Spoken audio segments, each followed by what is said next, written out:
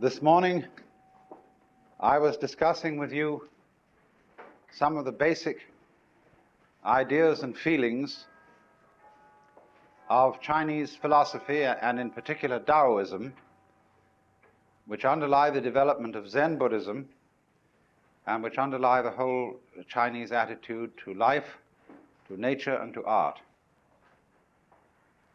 And I suppose of all these ideas that I discussed with you in the morning, the most important was the one of the mutual arising of things. That is to say, that you and your world go together in the same way as bees and flowers, but that we are not brought up in, at any rate, our culture to feel this. We don't have a sensation of it. We have instead a sensation of confronting the world of nature as something alien, something outside, into which we come, rather than out of which we come. But it's possible so to change your everyday consciousness that you feel yourself as something that the universe is doing. It's as if you changed your center of gravity, your center of operations, from that little man inside the head, called the ego, to the whole works doing it. Now then, what I want to do this afternoon is shift from Taoism later on in time to the introduction of Buddhism into China and the birth of Zen, and to see what Chinese Zen is.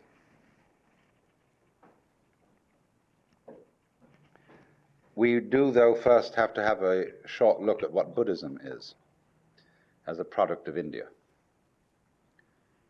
It has been well said that Buddhism is Hinduism stripped for export. You see, Hinduism is a way of life that goes far, far beyond what we in the West call religion. It involves cookery, everyday family life, house building, just everything. It's the whole Hindu way of life. And so you can't export it, just as you can't export Shinto from Japan. It belongs to the soil and the culture. But there are essential elements in it that can be transmitted outside the culture of India. And Buddhism was one of the ways of doing just that. So one might say simply this, to try and sum up what Buddhism is about. The word Buddha is derived from the root Budh in Sanskrit, B-U-D-H, which means to be awake. So the Buddha is the awakened man, the man who woke up. What does he wake up from? Obviously a dream. And what kind of a dream is this? Well, I would call it a state of hypnosis. And this state of hypnosis, although I'm using hypnosis in a rather archaic sense of the word, is a state of being entranced, spellbound, fascinated, and this is called in Sanskrit avidya. A-V-I-D-Y-A. Vidya is knowledge in Sanskrit. And it is the root from which we get videre in Latin, to see, and so vision in English. So putting the A in front of it means non. Avidya, not seeing. Ignorance, ignorance. I was discussing that this morning. Where you see, but you ignore everything that you're not looking at. When you put the beak of a chicken on a white chalk line, And the chicken is fascinated with that and can't get away from the chalk line. That's avidya. So in the same way, our beaks were put on a chalk line when we were hypnotized into the notion of attending to life by conscious attention alone, by the spotlight to the exclusion of the floodlight. And so we began to imagine that we were separate individuals. What is called in Buddhism Sakkaya Drishti, the view of separateness. And a Buddha is one who has overcome that. He is awakened from that illusion, from that state of hypnosis, and he knows that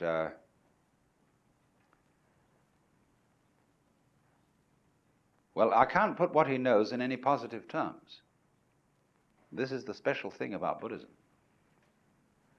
Everything in Buddhism sounds negative. Let's put it this way.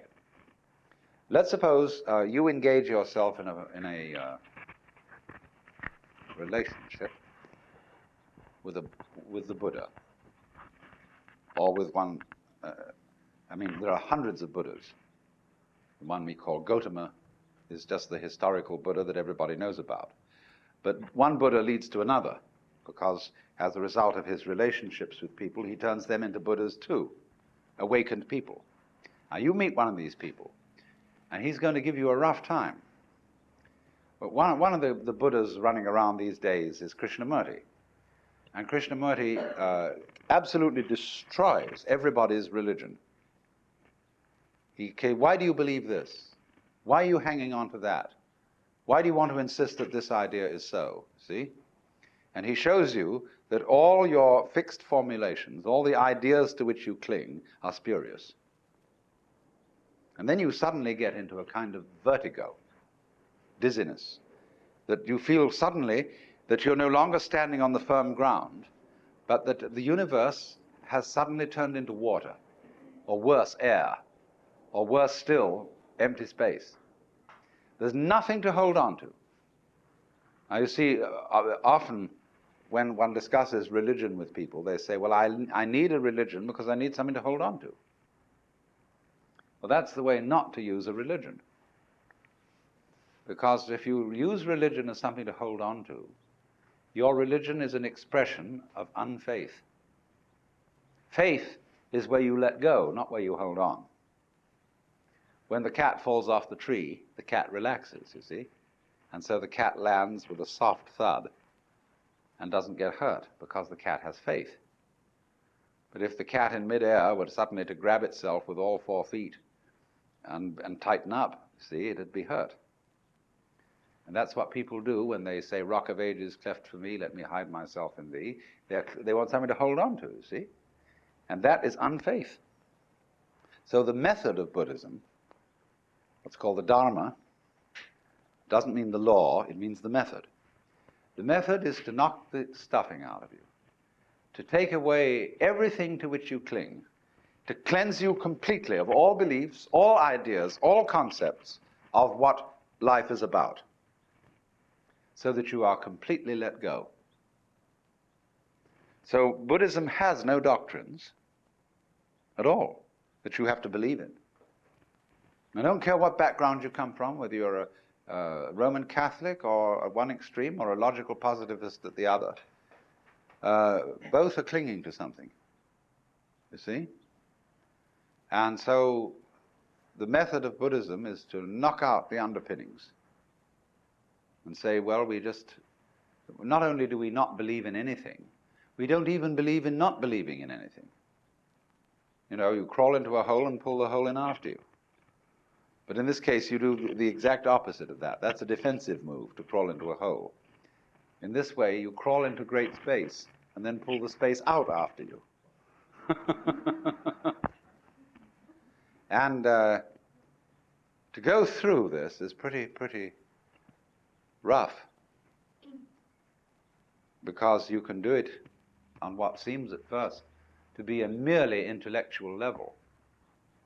So you can engage a group of people in discussion, and you can start, whenever they propose an idea that is their sort of guiding principle of life, you demolish it, show that it doesn't hold water. And step by step you unearth, by talking with them, what are the fundamental ideas they're operating on. Everybody is. Everybody is a philosopher. Everybody has metaphysics, although they may not know what it is, because they've never examined it. But by this method you bring it out, and you demolish it. And this suddenly, what seemed like a very nice intellectual discussion, turns into sheer murder. People get really anxious. They develop all the trembles and the symptoms of extreme anxiety. And so they finally say to the guru, the teacher, well, heaven's sakes, what do you believe in? He says, I'm not proposing anything. I didn't set anything up. Well, how do you navigate? How do you exist? This is what's the problem. Because you see, what we're moving from, as I suggested a moment ago, we're moving from a state of affairs where we're accustomed to navigation on land to a state of affairs where we're in the water. And this is very critical for today because the impact of modern science on Western culture has been very similar to this. In Christianity, we sing hymns like How Firm a Foundation and Rock of Ages, Ein fester Burg, a mighty fortress is our God. We've something to stand on. The church's one foundation is Jesus Christ her Lord, you know. And it's this firm thing. All right, suddenly all that disappears or becomes implausible. And we find ourselves swimming or sinking. Now, when you find that you're living in the midst of the universe of relativity, well, there's nothing you can hold on to. You've got to learn how to swim. And to swim, you've got to relax and stop grabbing. So this is what Buddhism does. When it says it's the art of let go, of non-attachment. Non-attachment doesn't mean that you lose your appetite for dinner. It means simply that you stop grabbing. You get rid of stickiness. Stickiness in the sense of, for example, when a wheel has an axle that's too tight and it sticks. You want to loosen it up a bit. You don't want it too loose. You don't want it floppy. Like a lot of people, when you tell them to relax, they become like a limp rag. It's not relaxing. Relaxing is having still tone. But it's a middle way. So this is entirely what Buddhism is about. It's about learning, for example, if I may put it in a vivid way, when you were born, you were kicked off a precipice. And there's nothing that can stop you falling. And although there are a lot of rocks falling with you, with trees growing on them and all sorts of things like that, you can cling to one of those rocks, if you like, as it goes down with you for safety. But it's not safe. Nothing is safe. Everything is falling apart. Everything is in a state of change. And there's no way of stopping it. And when you are really resigned to that, when you really accept that, then there's nothing left to be afraid of.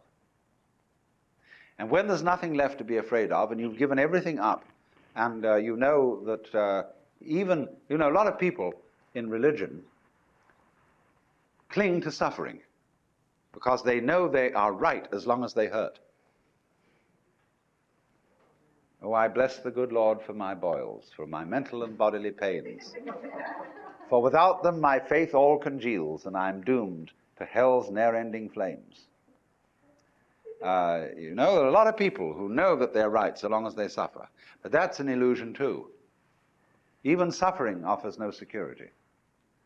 Even suicide offers no security in Buddhism, you see. There is no security at all.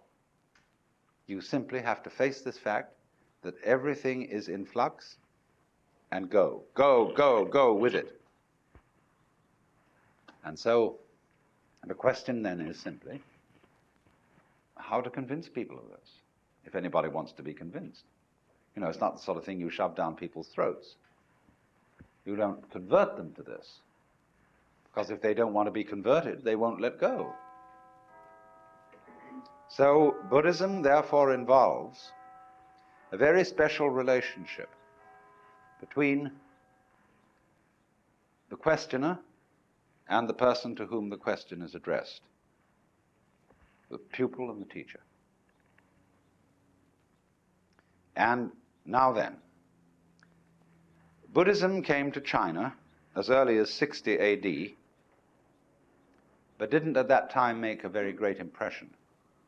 It was not until about the year 400 that a very great Sanskrit scholar by the name of Kumarajiva came and started teaching Chinese scholars Sanskrit. And they worked with him to translate Sanskrit into Chinese. And they translated the Buddhist scriptures. They didn't, of course, do them all at that time, because the Buddhist scriptures occupy about as much space as the Encyclopedia Britannica. In fact, a little more. The Indians are great talkers.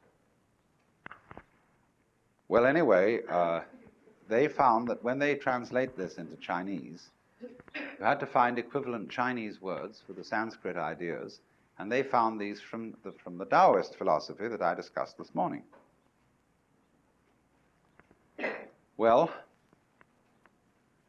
slowly then, Indian attitudes began to be modified by Chinese attitudes, because the Chinese read into these translations Taoist meanings, so things got a little altered. Now here came the alteration that is crucial. First of all, in Indian Buddhism there's very little humor. But Chinese life is full of humor. The greatest philosopher of China, Zhuangzi, is the only philosopher who is, I think, in the whole world, who is profoundly humorous. There's a book in the modern library, published by Random House, called The Wisdom of Lao Tzu. And this is translated by Lin Yu Tang. And he includes, along with the translation of Lao Tzu, huge sections of Zhuangzi. And this is absolutely fascinating because of the humor of it. Indian Buddhism had very little humor. Some, yes, but very little. Next, it was all tied up with celibacy, which to the Chinese was absolutely incomprehensible. Because Chinese civilization is rigged around the family to a far greater extent than ours is, which is saying something. And they just couldn't see any point or any wisdom in celibacy. When Buddhism came to China, it still retained a certain element of celibacy, but for different reasons than Hindu. The Chinese way of celibacy is not that sex is naughty, but it's terribly convenient not to have a wife.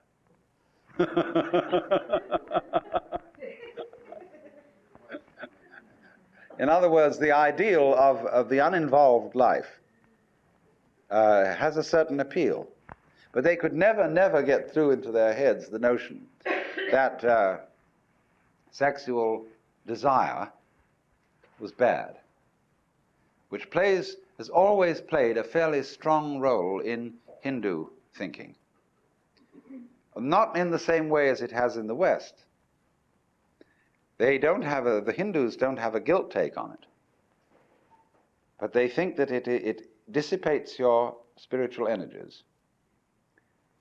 And you see, in yoga, they envisage the idea that at the base of the spine there is what is called the kundalini, the serpent power, or the force of psychic energy. And so long as it remains at the base of the spine, this force is dissipated in sexuality. Now, yoga is to suck this thing up the spine and get it into the head. And so then you withdraw from the manifestation of this energy, or the dissipation of it, in sexuality, and it's put on a higher level. Only, which end is up?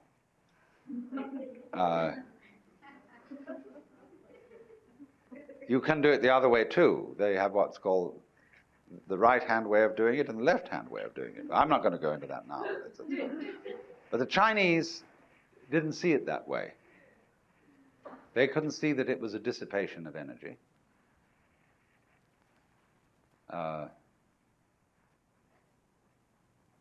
So what they wanted to aim at was a way of living Buddhism and being awake, but at the same time remaining active in the ordinary life of the world. It's what's called, in their phraseology, being king on the outside and a sage on the inside. Managing practical affairs, completely involved in whatever life is, but at the same time inwardly living on top of the mountain, being cloud-hidden, whereabouts unknown.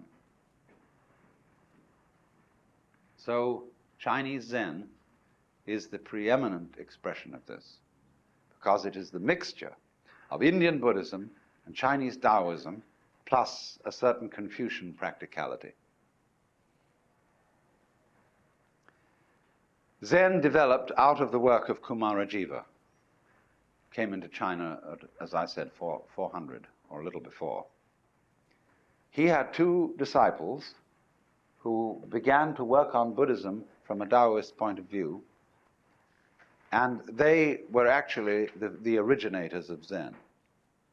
Then apparently, about shortly before 500, as the dates now check out, another Indian came to China whose name was Bodhidharma. And Bodhidharma was the person who touched off Zen as a specific movement. Bodhidharma had a pupil by the name of Eka, Huike in Chinese. Eka is Japanese pronunciation, like Zen is the Japanese pronunciation of the Chinese Chun. And the story is that when Eka came to Bodhidharma, Bodhidharma refused to accept him as a student. All Zen masters do this. They reject you. And this stimulates you, you see, to come back stronger. If you're going to learn at all. And Eka came back stronger and stronger and stronger, and Bodhidharma resisted him stronger and stronger, and finally he cut off his left arm and presented it to Bodhidharma. He said, look, here's my left arm given to you as a token that nothing in the world matters to me except to find out what you're all about. All right, he said, what do you want to know? Eka said, I have no peace of mind. Please pacify my mind. In Chinese, mind is this word pronounced shin, and shin is here. Shin is the heart mind, it's the psychic center. And so Bodhidharma said, bring out your shin here before me and I will pacify it. Eka said, when I look for it, I can't find it. Bodhidharma said, then it's pacified. And Eka immediately understood what all the thing was about. That's the experience called satori in Japanese, wu in Chinese, Mandarin, and in the Cantonese dialect, it's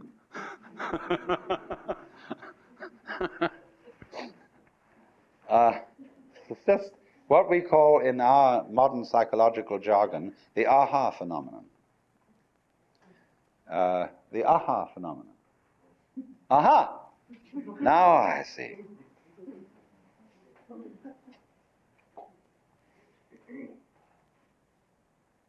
Well, now, What was all this? This Zen,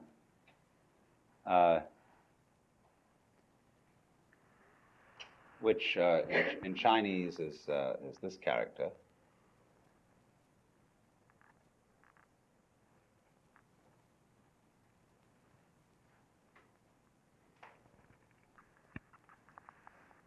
is a translation of the Sanskrit word jhana,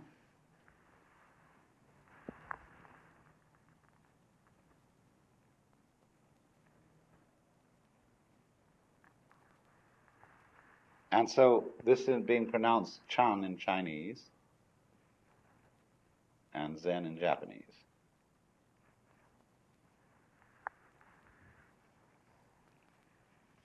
Is unfortunately untranslatable in English. It designates a certain state of consciousness that is sometimes called meditation, but that won't do it all. Contemplation isn't really the point. The Chinese have a different word for contemplation. And sometimes one-pointedness of mind.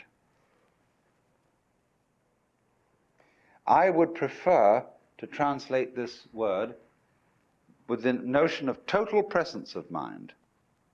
When we say a person is crazy, we often say they're not all there. Now go to the opposite of that and visualize a person who is completely there, or who is completely here. A person who lives totally and absolutely now. That doesn't mean he's incapable of thinking about the past or the future, because thoughts about the past and about the future are included in the present. You have them now. But imagine the kind of person who is not distracted, who when he talks to you, it really gives you his whole being, who doesn't, as it were, look over your shoulder and wander off to something else. Somebody who, first of all, he's completely here, and he's so much here that you can't phase him. Now, this idea of phasing is crucial in Zen. You see, I referred a moment ago to attachment, that Buddhism is living free from attachments. And I made the point that this is not abandoning a sense of a good appetite for dinner, but it's stopping sticking.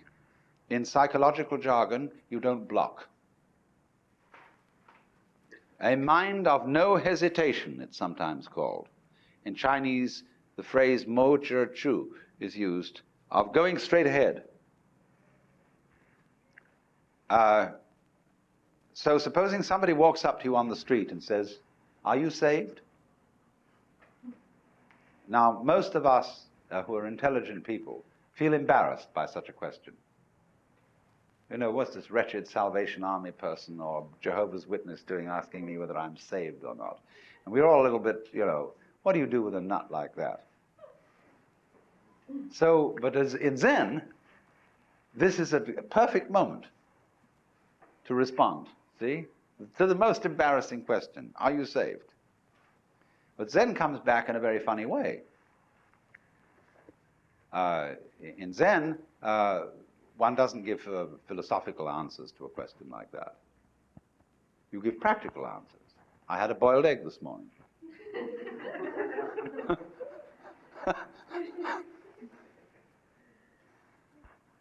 Because whenever you are asked about matters sacred, theoretical and philosophical, you answer in terms of things earthy and practical. But then on the other hand, when you are asked about things earthy and practical, you answer in terms of things religious and philosophical. Is dinner ready? You know? Who's asking this question? Who are you? So, this is then the flavor of Zen, is, you know, Bodhidharma is supposed to have meditated so long that his legs fell off.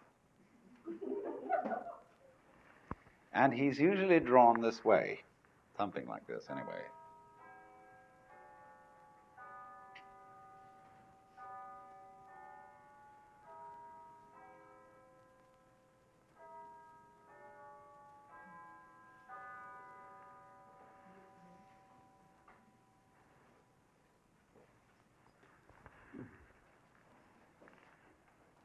It looks like a shmoo.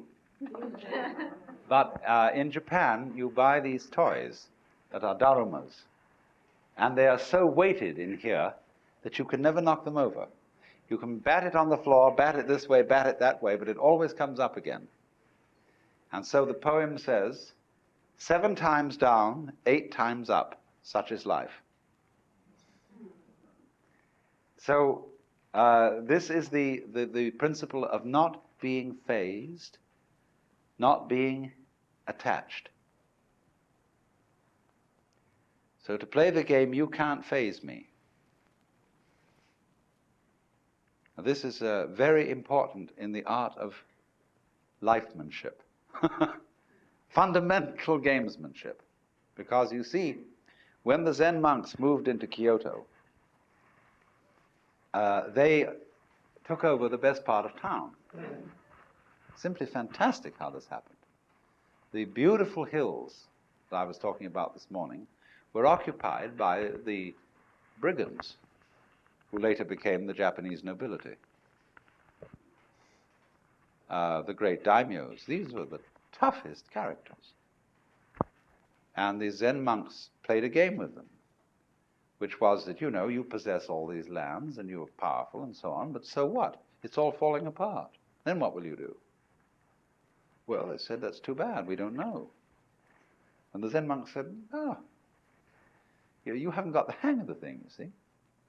So they found that they couldn't terrify Zen monks. That they played all sorts of tricks, but the Zen monks were better masters at it. See, supposing you say to somebody, look, I'm not afraid of you. You can do anything you like. You can kill me or anything at all. Well, if I go and kill the fellow who says this, I'll never find out whether he was afraid or not.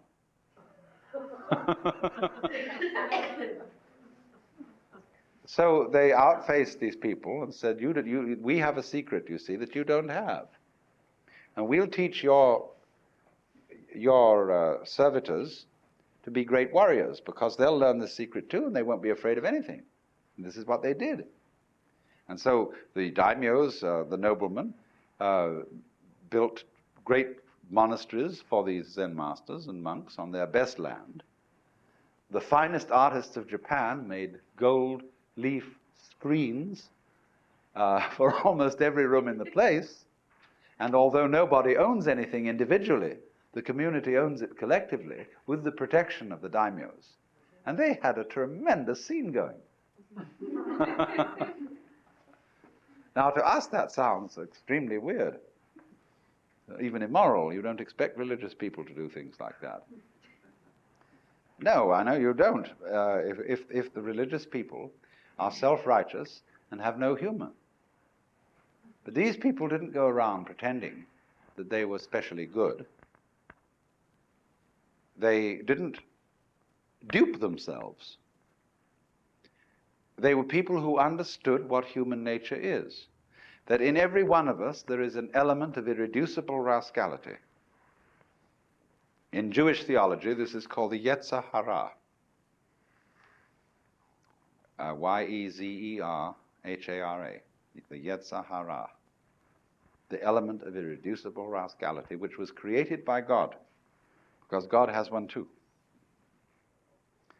And that's why when you are really affectionate with somebody else, when, for example, men, I don't know what women do in their private lives between each other, but men, as we all know, say to someone they're very fond of, why, you old bastard, you know? Just like that, you know, there's a certain way of saying to a person, there's a certain glint of recognition. And so there's a Zen poem which says, when two Zen masters meet each other on the road, they need no introduction. When a thief meets a thief, they recognize each other instantly.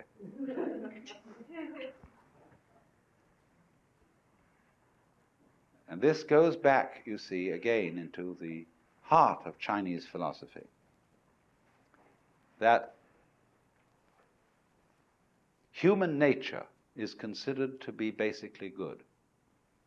And even the rascally elements of it are good. They are the sort of salt in the human stew. There has to be this little thing that human passions and that the natural contentiousness and greed or whatever that we have is an essential element in our makeup. And that when people lose sight of that, they go mad. Nothing, for example, is more dangerous than a saint. That is to say, an unconscious saint who thinks that he is right and who endeavors to live an absolutely pure life and to eliminate all selfish thoughts. Somebody who undertakes that task is going to be a menace to all around because he loses his humor.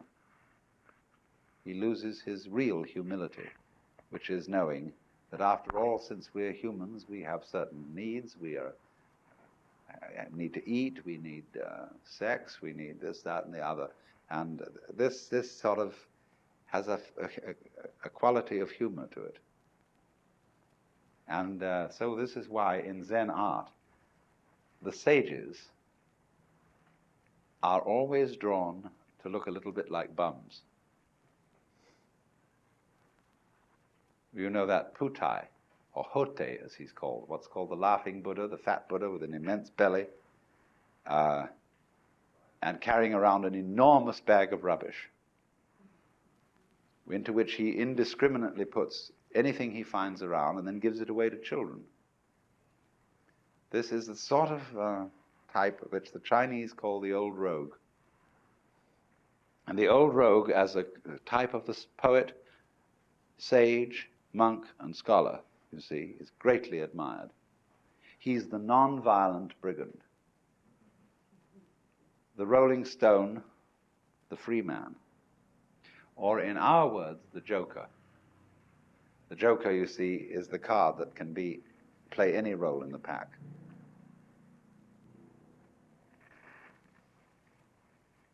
So then, Zen developed in China after Bodhidharma's time and came to a sort of golden age in the Tang and Sung dynasties. The golden age of Zen lies between 713 AD and approximately 1100, 1200, 11 to 1200. That's the great creative period in which all the marvelous masters emerged and during which Zen exercised a profound influence on the development of Chinese poetry and painting, calligraphy, and scholarship. Then, between 11 and 1200, it shifted to Japan and underwent a new development, rather different in quality and in tone. And after it had done that for some curious reason, which is a very complicated historical question, it slowly faded away in China, so that as we find it today, it is principally a Japanese phenomenon, and it is slowly fading in Japan and slowly growing in the West. It's a very funny thing. Now then, let me indicate what Zen training, what its method is. How does it work?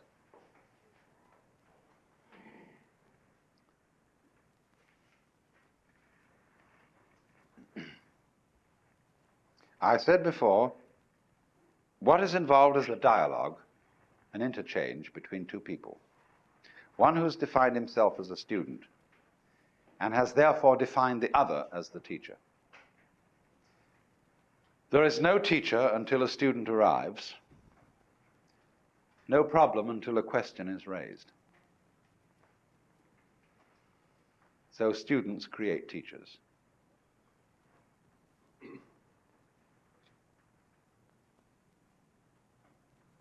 This is very funny. We have a saying, anybody who goes to a psychiatrist ought to have his head examined.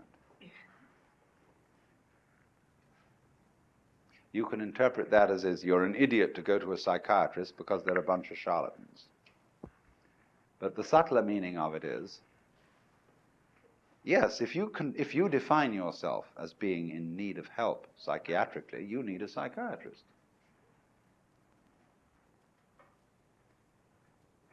They say exactly the same thing in Zen. If you ask a question, you get 30 blows with a stick. If you don't ask a question, you get 30 blows with a stick. Because you put yourself in statu pupillari. You've defined yourself as having a problem. Now, nobody really has a problem, but the Maya, the game of life, is to pretend that you do. Going back to fundamental Hinduism, the Godhead, or the self, pretends it's all of us, and so gets lost, and so has a ball, and dreams all this goings on. So when you're on your way out from the dream, it suddenly occurs to you that you have a problem. Life is suffering. You would like to get out of this. So one such student went to a Zen master and he said, we have to dress and eat every day. And how do we get out of all that?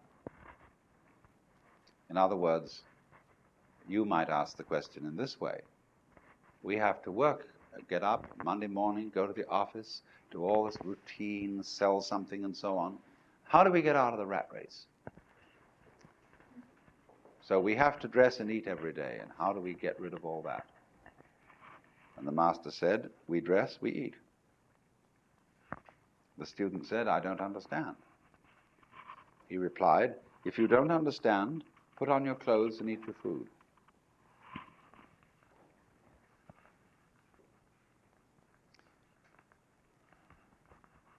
No, this is the kind of dialogue so characteristic of Zen.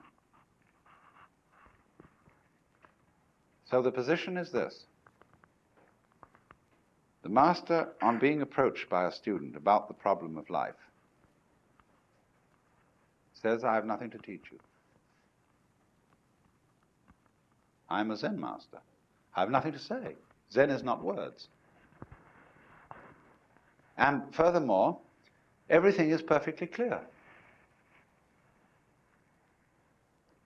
There was a Confucian scholar who went to a Zen master and said, what is your secret teaching? And he replied, there is a saying in your own teacher Confucius which explains it all. Don't you remember when Confucius said to his disciples, do you suppose that I'm concealing something from you? I've held nothing back. And the scholar didn't get this. So a few days later, they were walking together in the mountains, and they passed the wild laurel bush. And the Zen master said to the Confucian scholar, do you smell it? He said, yes. He said, you see, I'm holding nothing back. So the position of the Zen master is, there is nothing to tell you. There is no, we're not offering you any panacea, any solution, any doctrine, any big goodie to the problem of life. Because the problem is an illusion. Well, then the student under these circumstances thinks, well, this is some sort of a come-on. He's testing my sincerity. And of course, the nothing which he has to teach is the mystery of the great void. See, he doesn't take it as meaning just plain old ordinary nothing, but the great void. And so he persists. And the teacher makes him persist until he gets way out on a limb. He has to persist so much that he practically dedicates his life saying, just as the way Huika symbolically cut off his arm, the student is put in the position of dedicating his life to solving this thing and getting what that teacher has. And of course, there wasn't anything all along, but he's been put in that position. So then, once he's in statu pupillari, once he becomes a student, he's put through all kinds of hoops. They make him learn to meditate, to sit cross-legged, practice zazen, and then they also add to the trouble by asking impossible questions, which are called koan. And these questions are palpably absurd. What they're saying, essentially, at least the elementary koans are all concerned with this, are requests for behavior on the part of the student that will be perfectly genuine. In other words, show me who you are. Now, wait a minute, I don't want to see any social definition of you. I don't want to know your name, your address, who your parents were. I want to see the absolutely authentic you. It's like existentialists talk about authentic being. Or it might be in the same way a confessor, father confessor in a Christian sense could say, now, give me a really good confession. What is the thing, bad thing you've really done? And you confess to him adulteries and murders and thefts and sacrilege and blasphemies and cussing and so on. And he says, oh, no, come off it. Those are only trivial sins. Come on now, what is the really awful thing you've done? I don't know, what, me? This is the backwards way of doing exactly the same thing a Zen master is doing, saying, who are you really? Are you anybody? Is anybody home? Have you got anything? And they do things like making you shout. See, this word is a very important word in Zen. Nothing. Mu. Oh, I had it on the other side of the board. It's represented by the empty circle. The word mu in Japanese. So they say, now say it. Say mu. Mu! You know, with all your guts going into it. They say, no. You don't know how to say that. Come on, that's feeble. That's nothing. Let's really say it. They have every kind of trick like that to show you that the more you make an effort to be genuine, the more of a fool you become. And they tie you up in knots until you're desperate. There was an American Zen student who was on a Fulbright, and I gave him a year to study Zen. And he started to panic because he had only a month to go and he hadn't realized it. And he knew he had to, and he went to the Zen master and said, damn it, he said, look, I've only got a month left. And the master said, all right, we'll have what we call oseshin. You know? Oseshin is an intense meditation practice where you only sleep 3 hours a night sort of thing, and you meditate all the rest of the time.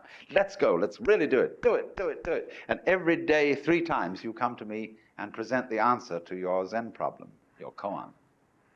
And it got worse, and it got worse, and it got worse, and he got more and more desperate. That here was this Fulbright going to end, and he wouldn't know what Zen was all about. Well, practically on the last day, he suddenly saw there was nothing to see. You know, it's all right the way it is. And this tremendous illumination, this load off his head, was, of course, what the master was trying to make him do. Now, in the ordinary way, if you're not on a Fulbright, and you can stay around further in Japan, the master will then play a trick on you. He'll say, oh, now that's wonderful. You got your foot in at the gate. You saw, you realize there's nothing to realize. You realize the void. There's nothing to cling to, you see. There are no barriers, no blocks in any direction. It's all transparent. But that is just the beginning. And it's all a necessity now for you to discipline yourself much harder, to make great efforts, really to get through. So, what are you going to do about that? The student may say, well, I don't know. I've had enough. I think I've realized what it's all about. And he goes away. Sometime later, he begins to worry. Because, you see, the great emotional relief of this insight begins to wear off. And life begins to look ordinary again. And so he said, maybe I did miss something. That was a very good master I went to, and I better go back. So back he goes. And the teacher comes on very, very tough and says, you're no good. You didn't stick with it. Why should I take you back? Oh, master, I'm so sorry. I didn't realize I was young and inexperienced, and now I've come to my senses. So the teacher finally says, all right, you're on probation. So again, he starts another koan. And this one comes in from a completely different point of view. And he's got others that come from this way, and from this way, and from this way, and from this way. And the point is always, so long as I can beguile you as teacher into thinking there's something you can get, you need to study with me. When I can no longer fool you into thinking that there's something to get out of life, you'll know that you're life. You don't get something out of it, you're it. But so long as you can be phased and you can be taken in by the teacher, you need a teacher. So in the end, when the student no longer needs a teacher, and he sees that this old boy has fooled him the whole way through, he says at the same time, profound respect, and you wonderful rascal.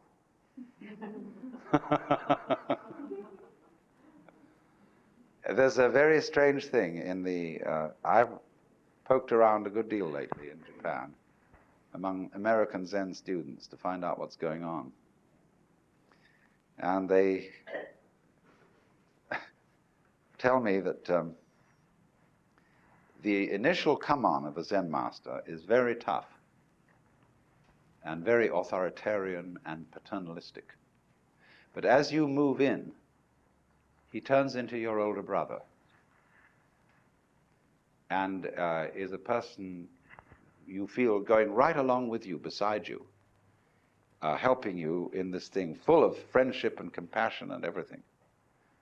But occasionally he will suddenly turn and bring on the authoritarian stuff. But they do it in a very strange way. There was a Zen master who on a Saturday morning, when he should have been woken up at 8 o'clock, was woken up at 7, or whatever the time was. No, he should have been woken up at 8 on Saturdays and 7 on weekdays. So this was a Saturday, and his attendant monk came and woke him up at 8. He was immediately looked at the clock and was absolutely furious that he'd been woken up an hour late because he didn't know it was Saturday. So he struck out at this monk in a rage. And the monk said, "Master, but it's Saturday." He said, "Oh." Whoosh. Anger disappeared, absolutely serene, no apologies.